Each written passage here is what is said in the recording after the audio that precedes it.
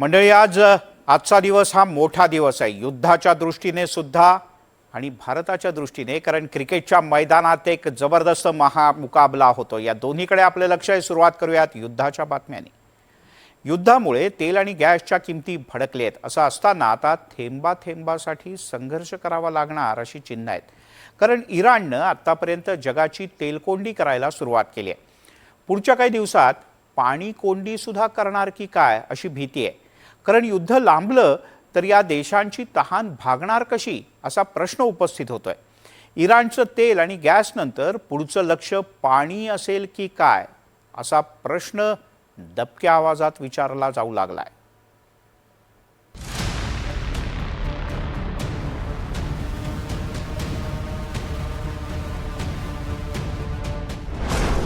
तेल आणि गॅस पाठोपाठ आता थेट पाण्यावर वार।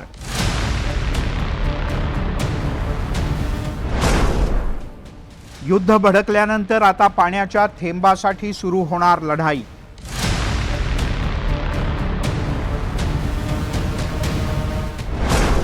युद्ध लांबलं तर देशाची तहान कशी भागणार।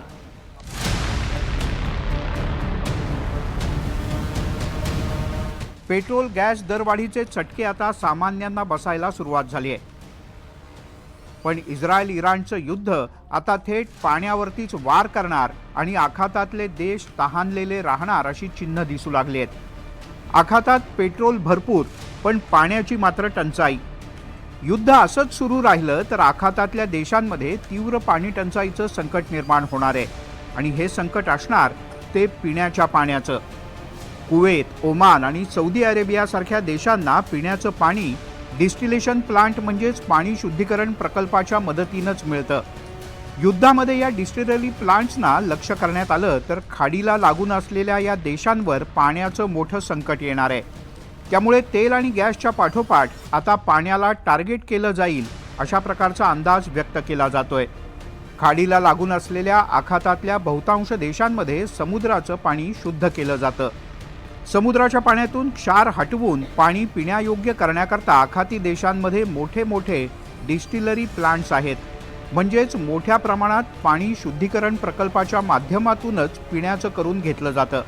आता हेच प्लांट्स ड्रोन आणि मिसाईलच्या टार्गेटवर असल्याचं सांगितलं जात आहे। अशाच एका पाणी शुद्धीकरण प्रकल्पावर इराणनं हल्ला केल्याचा दावा बहारीननं केलाय। उष्ण हवामान, कमी पर्जन्यमान, वाळवंटी प्रदेश आणि वाहत्या जिवंत पाण्याचा नद्यांचा अभाव या कारणाने आखाती देश आणि इस्रायल यांच्यामध्ये पिण्याच्या पाण्याचा तुटवडा आहे। त्यामुळेच 50 ते 90% त्यांची पिण्याच्या पाण्याची गरज ही डिसॅलिनेशन प्लांट्सद्वारा भरून काढण्यात येते। इस्रायलमध्ये ॲश्केलॉन, ॲशडॉद, सॉरेक, हॅडेरा तर तसेच सौदी अरेबियामध्ये रासेल खैर आणि दुबईमधील जबेल अली हे असे प्रसिद्ध डिसॅलिनेशन प्लांट्स आहेत। सहसा हे समुद्र किनाऱ्यावरच असतात आणि सहसा ते एखाद्या पॉवर प्लांटचाही पार्ट असतात। त्यामुळे त्याच्यामध्ये एक डबल व्हल्नरेबिलिटी प्राप्त होते। पर्शियन खाडीच्या किनाऱ्यावर शेकडो पाणी शुद्धीकरण प्रकल्प आहेत।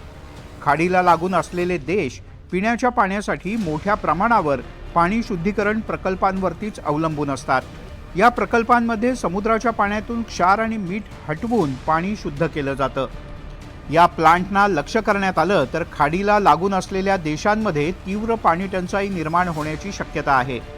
कुवेतमध्ये 90% पाणी तर ओमानमधलं 86% पाणी। इतकंच काय, पण सौदी अरेबियातलं 70% पिण्याचं पाणी याच शुद्धीकरण प्रकल्पातून मिळतं। इराण इस्रायल युद्धामुळे सर्वाधिक फटका तेलाच्या वाहतुकीला बसलाय। तेलाची टंचाई निर्माण झाली आणि तेलाचे दरही भडकलेत। जगातील 1/3 तेल वाहतूक याच आखातातून केली जाते। मात्र आता पुढचं संकट पाणी असेल असा इशारा युद्धतज्ञांनी दिलाय। आता युद्ध भडकल्यावर पाणी शुद्धीकरणाचे हे प्रकल्प सुरक्षित ठेवणं हे आखातातल्या देशांसमोरचं सगळ्यात मोठं आव्हान असेल। आत्तापर्यंत झालेल्या युद्धात पाणी शुद्धीकरण प्रकल्पांच्या जवळ अनेक हल्ले करण्यात आले। 2 मार्चला इराणनं दुबईच्या जेबेल अली बंदरावर हल्ला केला। इथूनच दुबईचा सगळ्यात मोठा पाणी शुद्धीकरण प्रकल्प जवळच आहे। याच प्रकल्पातून अख्ख्या दुबईला पाणी मिळतं। UAE मधल्या Fujairah F1 power and water complex दोहाजवळच्या पाणी शुद्धीकरण प्रकल्पाजवळ सुद्धा हल्ला झालाय। पाणी शुद्धीकरण प्रकल्पामधल्या इंटेक सिस्टीम आणि ट्रीटमेंट फॅसिलिटी किंवा एनर्जी सप्लाय यापैकी कुठल्याही यंत्रणेवर हल्ला झाला तर संपूर्ण पाणी पुरवठा आणि शुद्धीकरण प्रकल्प धोक्यात येईल. इराण पाण्यासाठी पाणी शुद्धीकरण प्रकल्पांवरतीच अवलंबून नाही. नद्या आणि धरणांमधल्या पाण्यामुळे इराणची तहान भागवली जाते. त्यामुळे इराणकडून आखातातल्या देशांमधल्या या पाणी प्रकल्पांवर हल्ले केले जाऊ शकतात. इराण इस्रायलच्या जर डिसॅलिनेशन प्लांटवर जर हल्ला करेल तर हा जो आत्ताचा संघर्ष आहे तो मिलिटरी टार्गेट्स किंवा ज्याला कॉम्बॅटंट टार्गेट्स म्हणतात त्यापासून शिफ्ट होऊन तो सिव्हिलियन टार्गेट्सकडे आणि अशा ड्युअल यूज टार्गेट्सकडे तो मूव्ह होण्याची शक्यता आहे. आणि त्यामुळे इस्रायल आणि अमेरिका अजून मोठ्या प्रमाणात त्याला अनप्रेसिडेंटेड एस्केलेशन समजून त्यांना अजून मोठ्या प्रमाणात ते इराणवर गोळाबाजी किंवा त्याच्याविरुद्ध अजून मोठी कारवाई करण्यास उद्युक्त होते. त्यामुळे इराण आता तरी अशी भूमिका घेईल असं वाटत नाही. यापैकी बरेचसे पाणी शुद्धीकरण प्रकल्प हे ऊर्जा निर्मितीशी जोडण्यात आले आहेत. या प्रकल्पांवर हल्ला झाला तर पाण्याचं संकटही निर्माण होईल आणि विजेचं सुद्धा. पाणी प्रकल्पांवर आणि ऊर्जा प्रकल्पांवर हल्ले झाले तर आखातातले इतर देश सुद्धा पेटून उठतील आणि युद्ध आणखीन भडकेल. Bureau report, NDTV Marathi, Mumbai.